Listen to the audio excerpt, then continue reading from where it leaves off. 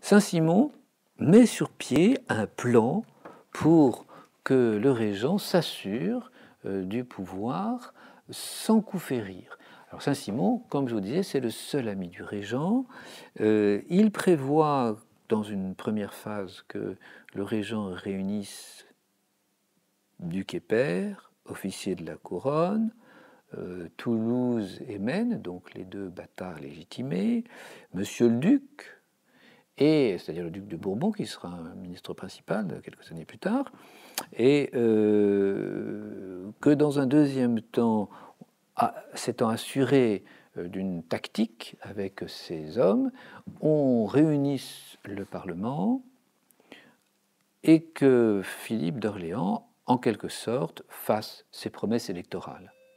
Philippe annoncerait qu'il aurait soin d'éclairer ses bonnes intentions par leur lumière, donc c'est-à-dire qu'il aurait l'intention de constituer un grand conseil regroupant ces hommes de l'aristocratie et puis ces hommes du Parlement. Que c'en était fait, que c'en était fini de ce règne de ville bourgeoisie. L'expression est de Saint-Simon.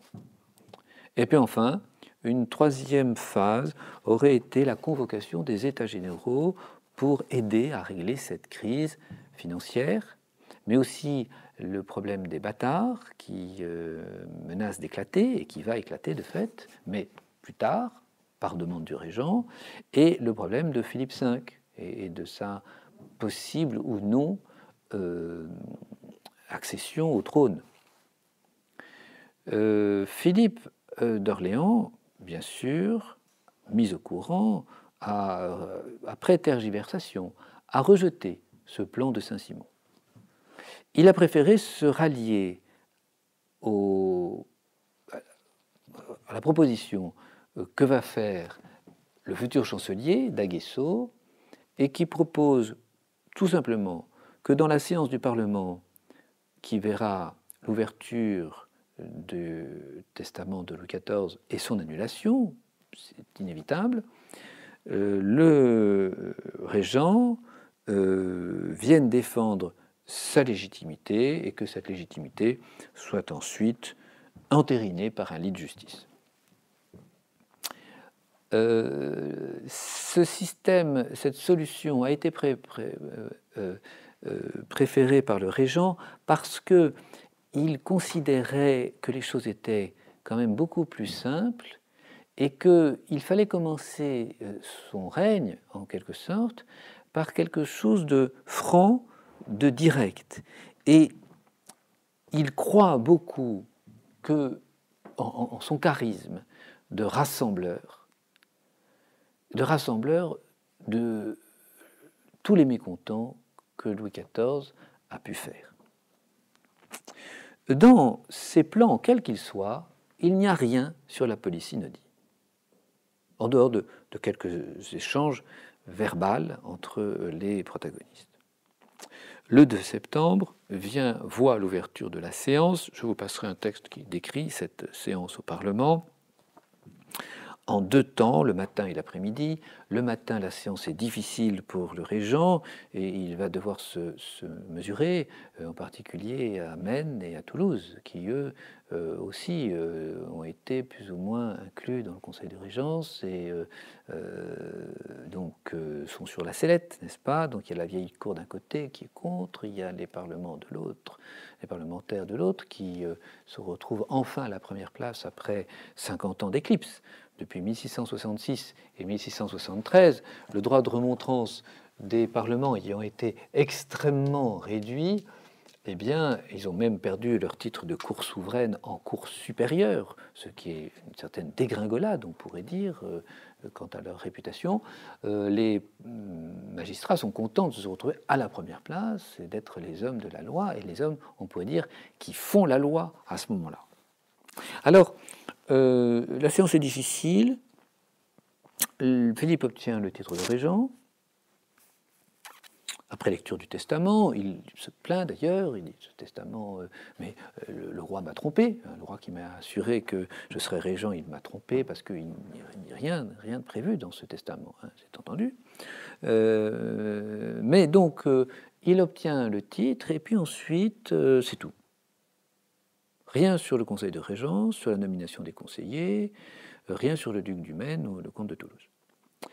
Il a juste laissé traîner une idée qui va faire sa force. L'après-midi, à la reprise de séance, et après avoir peut-être répandu quelques idées par-ci, par-là, Philippe d'Orléans propose que soit mis en place, soit restauré le Conseil de conscience avec 2 parlementaires. Et là, c'est une revanche. C'est la revanche sur Louis XIV qui avait attiré à lui toutes les affaires religieuses, qui avait supprimé ce Conseil de conscience mis sur pied par Louis XIII et donc la mort des différents conseillers comme Monseigneur de Marca, par exemple, au tout début du règne personnel de Louis XIV, a fait que le roi s'était finalement débarrassé par extinction des conseillers de ce Conseil de régence. De conscience. Et donc, ressuscitant le Conseil de conscience et voulant y intégrer des parlementaires, alors eh bien, le Conseil de conscience, chargé de ces affaires délicates de la religion, et nous sommes en pleine affaire janséniste, et les gallicans sont là très puissants, et voulant prendre leur revanche, eh bien, à ce moment-là, le régent a gagné la confiance des magistrats. Il a promis d'ailleurs de remettre en cause ces fameux édits sur les remontrances. Alors voilà que le régent obtient ce 2 septembre le titre de régent et la possibilité, la mission de former un gouvernement selon un retour à gouvernement par grand conseil. Ce qu'il va faire avec l'aide de Saint-Simon, l'idée du régent qui est dans son caractère c'est la bonté, n'a rien à voir avec Saint-Simon qui est un hargneux, sans rancune. L'idée donc du régent va être de rassembler tout ce qu'il trouve. Alors il y a des épurations bénignes, mais vraiment bénignes, c'est-à-dire que les ministres de Louis XIV qui sont limogés ne sont pas renvoyés sur leur terre comme des malpropres. Voisins torsis vont être intégrés au conseil de régence, donc c'est quand même la vieille garde, on pourrait dire, de Louis XIV. Lavrière, qui est aussi du gouvernement de Louis XIV, va être le seul secrétaire d'État entrant au Conseil de Régence et s'occupant de tenir le registre. Pontchartrain va se démettre de sa charge de chancelier, mais il va s'en démettre au profit de Maurepas, sa charge de secrétaire d'État, en 1715. Et quant à Desmarets, eh bien, le contrôleur général, il reçoit 350 000 livres de compensation, ce qui est une coquette somme. Ainsi, le régent apparaît comme un homme bon. Il va être sans aucune rancune vis-à-vis du clan du duc du Maine qui va lui reprocher de lâcher finalement les bâtards de Louis XIV. Maintenant, les ministres, les hommes de la cour qui ont stigmatisé Philippe d'Orléans jadis comme un empoisonneur, il n'y a aucune sanction. C'est vraiment l'homme du rassemblement. Et il s'adapte en souplesse aux différents clans qu'il rencontre dans la cour et à Paris. Et la polysynodie, alors, va être le trait de génie de Philippe d'Orléans pour désamorcer les opposants et en même temps poursuivre le gouvernement absolu en renforçant, en étayant les conseils d'administration qui règlent cette pléthore, ce nombre pléthorique d'affaires quotidiennes qui remontent maintenant vers Versailles, où maintenant ça va être au Palais Royal. Il va traîner pour donner la composition, il va consulter beaucoup. Il il veut, n'est-ce pas, il ne veut pas se tromper, il veut mettre sur pied un gouvernement collégial, mais qui aura sa faveur.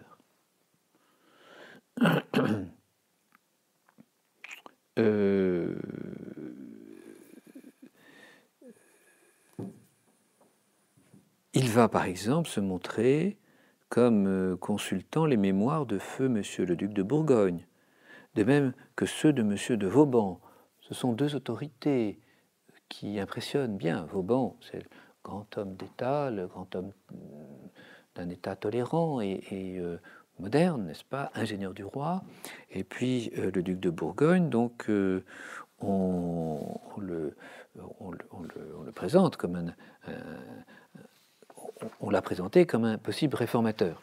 Il a laissé courir donc cette réputation qu'il s'était nourri de ses mémoires de Vauban et de Bourgogne, ce qui est une fausseté et même un mensonge. C'est là qu'on voit chez le régent une certaine propension, facilité à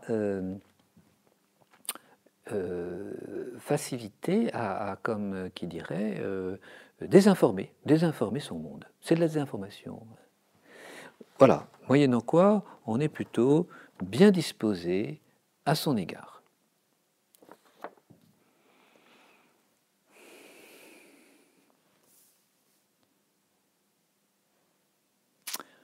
Voilà, pourrait-on dire, l'essentiel de la mise en place de la polysynodie et puis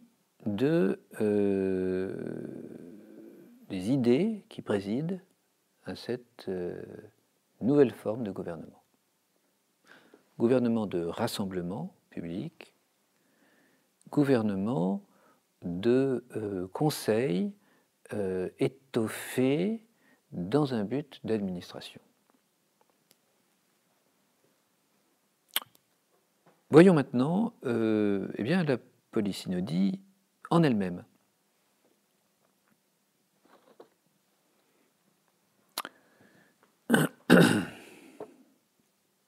En 1716, un recueil d'ordonnances du roi servant de règlement pour les différents conseils a paru, c'est pas très long, hein, ça représente 8 pages, n'est-ce pas? Et nous avons là le détail de cette constitution de multiples conseils déclarés à Versailles. C'est la déclaration de Versailles du 15 septembre 1715. Il est établi, bien sûr, un conseil de régence, article 1.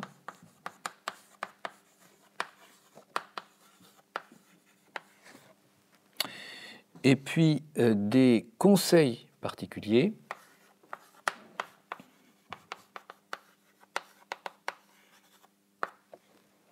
conscience, affaires étrangères, guerre, finances, marine, conseil du dedans, qui reprend le conseil des dépêches. Alors, vous avez la liste, je pense, sous les yeux. Demeure, conseil privé et les directions des finances. Conseil privé et des partis, et puis les directions qui sont chargées de régler les problèmes, les procès.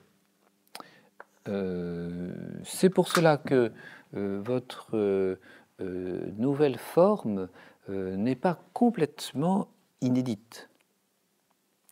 L'article 2 précise que les conseillers de finances, donc il y a un conseil des finances, il y a un conseil de la marine, travailleront aussi, s'occuperont aussi de travailler de régler les affaires touchant au commerce.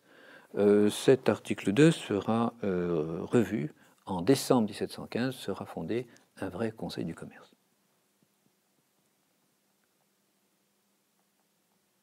Article 9, il s'agit de se mettre bien avec le Parlement. Les affaires concernant les domaines et les droits de la couronne seront communiquées en cours du Parlement de Paris. Et le Parlement rendra ses avis, et ces avis seront lus au Conseil du roi. Ce qui montre cette volonté de collaborer régulièrement avec les magistrats pour des affaires importantes, n'est-ce pas, des droits et des domaines de la couronne. Vous avez là, en perspective, toutes les grosses affaires qu'il faudra régler, et en particulier la question des bâtards. Voilà l'organisation de la polysynodie. Ensuite, vous avez les différents conseils composition des conseils qui vous sont donnés ici. Vous voyez la qualité des conseillers. C'est finalement très équilibré entre les conseillers de robe et les conseillers d'épée. Plus de conseillers d'épée au conseil de régence. Cela ne préjuge de rien. Pourquoi? Parce que le conseil de régence, il est dominé par le régent. Nous allons voir tout de suite les attributions. Vous voyez que c'est tout à fait équilibré pour le conseil de conscience. Pour les affaires étrangères et pour la guerre, c'est normal. Ce sont des spécialistes de guerre et de diplomatie, des hommes d'épée. Pour les finances, eh bien, c'est l'inverse. C'est la robe qui domine, ainsi que pour les conseils du dedans et les conseils du commerce. Donc ce qui ressort plutôt des affaires matérielles. Et enfin, pour le conseil de la marine, eh bien, c'est les hommes d'épée qui arrivent d'une courte tête en avance sur ceux de robe. Alors, donc nous avons à la fois des conseillers aristocrates et puis en même temps des hommes de la seconde noblesse. On voit là cette idée du régent de rassembler toutes les qualités possibles qui puissent contribuer au bien commun de l'État et au bon fonctionnement de la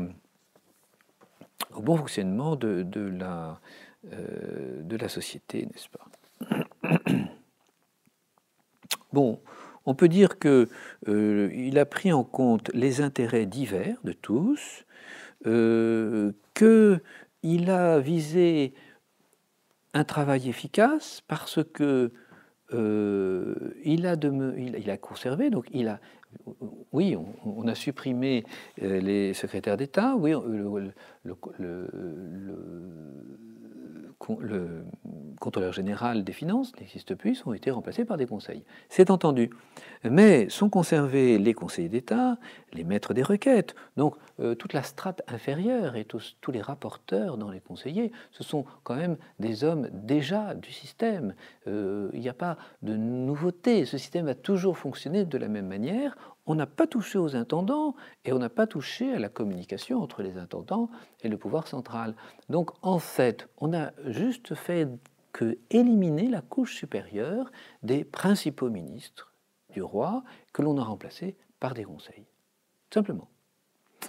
Ce qui fait que le système de la monarchie absolue, l'administration de la monarchie administrative demeure. Avec déjà cette pratique qui tend à devenir de plus en plus efficace. Le régent va tout de suite faire en sorte que l'on prenne des mesures drastiques pour la gestion financière, pour la réorganisation de l'armée, et c'est donc dans cette perspective qu'il va rajouter un conseil au mois de décembre avec le conseil du commerce.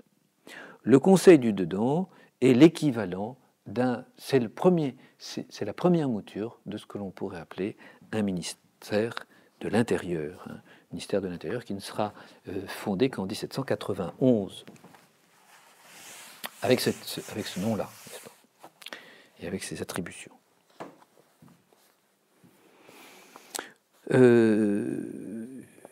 Dans cette perspective d'un progrès et d'une continuité, sont créés les dépôts d'archives. Donc, jusqu'à présent, les ministres secrétaires d'État partaient avec leurs propres archives, venaient avec leurs propres documents et partaient avec leurs archives. Ils ne laissaient pas ces archives à la disposition du successeur. Maintenant, c'est terminé. Il y a une création de véritables dépôts d'archives et cela nous permet d'avoir des renseignements exceptionnels sur la politique des différents conseils de la Régence. Par exemple, le Conseil de la Marine, de 1715 à 1721, a produit 56 registres de 500 folios chacun,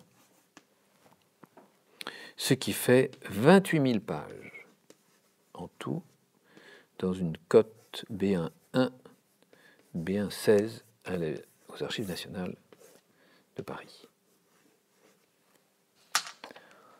Alors, cela démontre un important travail de la part de ces différents conseils et conseillers. Le régent s'est taillé la part du lion. D'abord, il a pour titre régent en France. Et ce régent en France s'installe au Palais Royal à Paris. Les conseils, eux, seront au Louvre et aux Tuileries. Et le régent est maître des nominations, des grâces, des emplois et des charges. C'est l'article 6 de la déclaration du 15 septembre.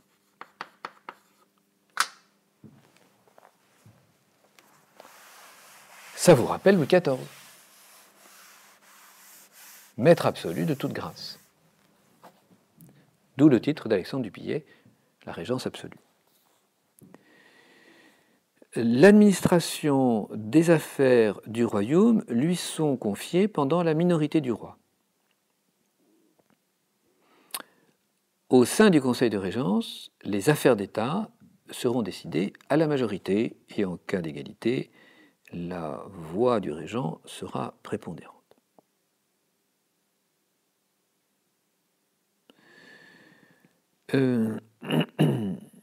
Les premières réunions suivent assez rapidement le 18 septembre.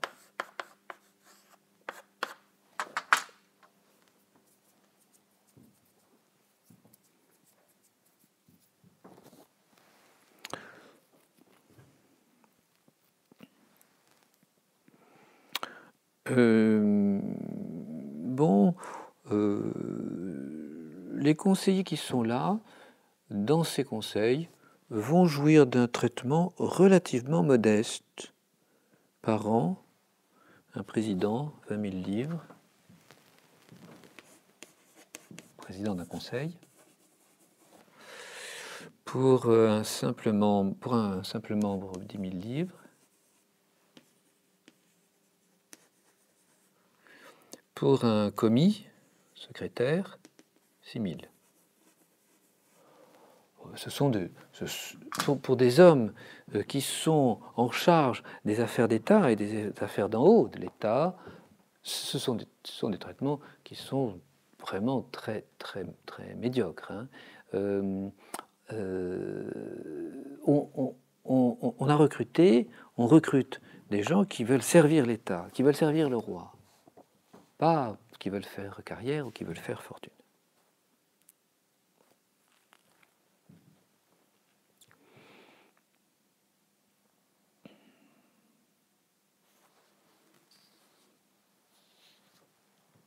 Le fonctionnement du Conseil nous est assez bien connu. On va faire une petite vue d'ensemble. Tous vont produire leurs règlements, leurs statuts, sauf les affaires étrangères. Tout d'abord, vous avez le Conseil des finances. Vous vous rappelez qu'il y avait un Conseil royal des finances. Ce Conseil des finances hérite du Conseil royal des finances. Ses pouvoirs sont limités. Le contrôle général est demeuré, sans contrôleur général, mais il est demeuré. Et puis, le régent se réserve l'ordonnance des fonds par la déclaration du 23 septembre 1715.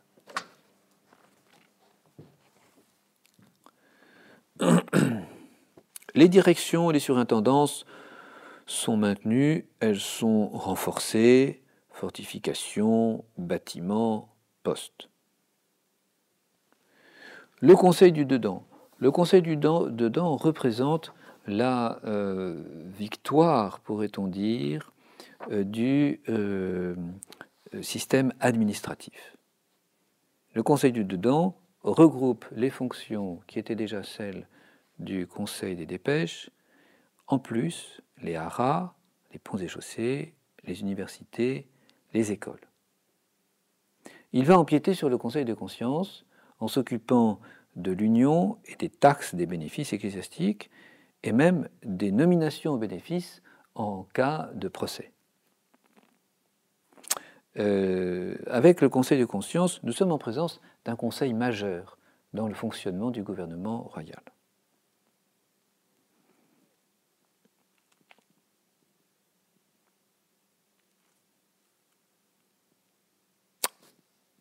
Bon, c'est Saint-Simon qui a donné quelques principes pour l'organisation de ces conseils. Principe de collégialité, principe surtout que le secrétaire d'État soit réduit à être de simples scribes sans pouvoir. Mais les cadres administratifs dont je vous ai parlé sont demeurés et finalement les innovations sont très relatives. Car ces conseils gèrent des affaires essentiellement administratives de contentieux, personnel, rapport des agents du roi, réponse aux particuliers. Et voilà que ces conseils s'installent à Paris, les affaires étrangères rue Neuve des Petits Champs, et il y a là 3 bureaux et environ une demi-douzaine de personnes par bureau. Vous voyez, c'est tout petit. La Marine, rue des Fossés Montmartre, c'est même dans un hôtel qui est loué. 9 bureaux, 35 commis. La guerre, au début de 1716, a 11 bureaux, ce qui fait 45 commis, un peu plus. Le dedans, 3 bureaux, le conseil de conscience, 3 agents de commerce, autant. Ce sont des tout petits conseils, ça n'a rien à voir avec des ministères d'aujourd'hui. Grosso modo, nous sommes à un nombre équivalent du nombre de l'administration de Louis XIV, c'est-à-dire environ 300 commis.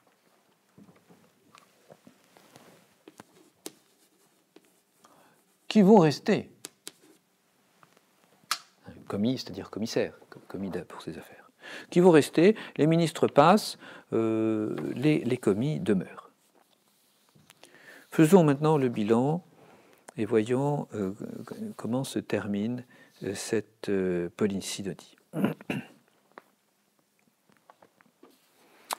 Le système va évoluer. Les causes de la chute de la polysynodie en septembre 1718 sont maintenant assez bien connues. Bon, il y a d'abord des problèmes structurels. C'est donc en particulier que les attributions des conseils ne sont pas suffisamment précis, et en particulier que le lien, le rapport entre ces conseils et les agents territoriaux, c'est-à-dire les intendants, n'ont pas été précisés. Et beaucoup d'intendants ne savent pas à quel conseil s'adresser, adresser leur communication ou leur correspondance. D'où des problèmes de fonctionnement et des chevauchements de compétences, des rivalités entre les conseils. Par ailleurs, ça n'est pas fondamentalement grave. Mais ceci est relevé et amplifié dans l'opinion publique qui, après l'été 1717, devient très critique vis-à-vis de ces conseils.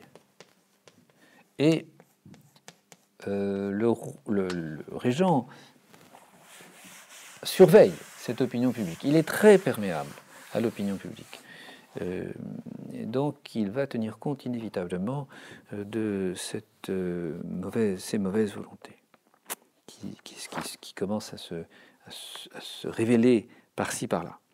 Les parlements vont en particulier, le Parlement de Paris,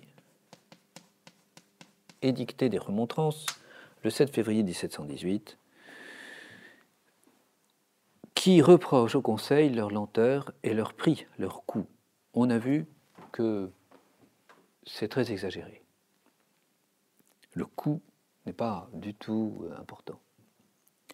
Puis, vous avez eu des opérations de publicité, de contre-publicité, dont la plus importante est celle de l'abbé de Saint-Pierre dans son discours sur la polysynodie en avril 1718 à l'Académie. Et là, il est très dur.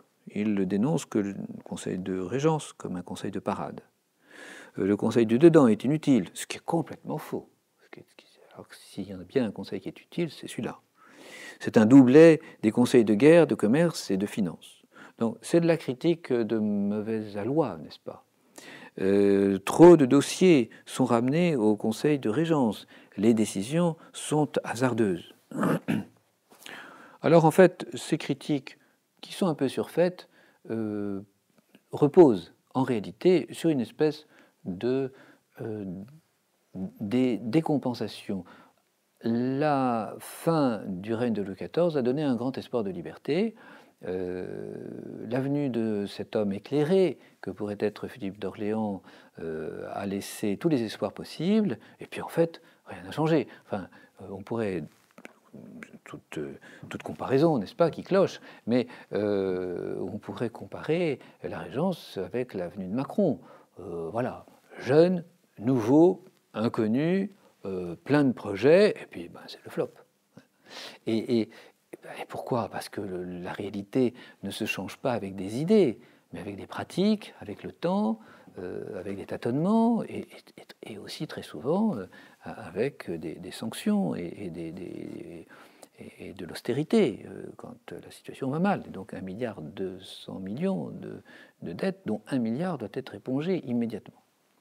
Donc il y a une grande déception quant à l'efficacité de cette polysynonie dont on nous disait monts et merveilles. Il y a des conflits dans les conseils, des jalousies, des préséances, c'est vrai, il n'y a pas à mettre ça de côté non plus, mais ça c'est inhérent à tout système politique, quel qu'il soit, à toute société humaine, même plus largement. Alors, le déclin des conseils s'amorce. À partir de début 1718, le conseil de guerre n'agit quasiment plus. Vous voyez que en juin 1717, ce conseil de guerre a traité 117 affaires.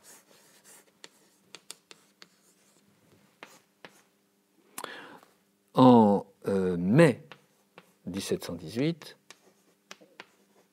une trentaine. Le Conseil des finances, qui est présidé par d'Argenson, l'ancien lieutenant général de police, en janvier 1718,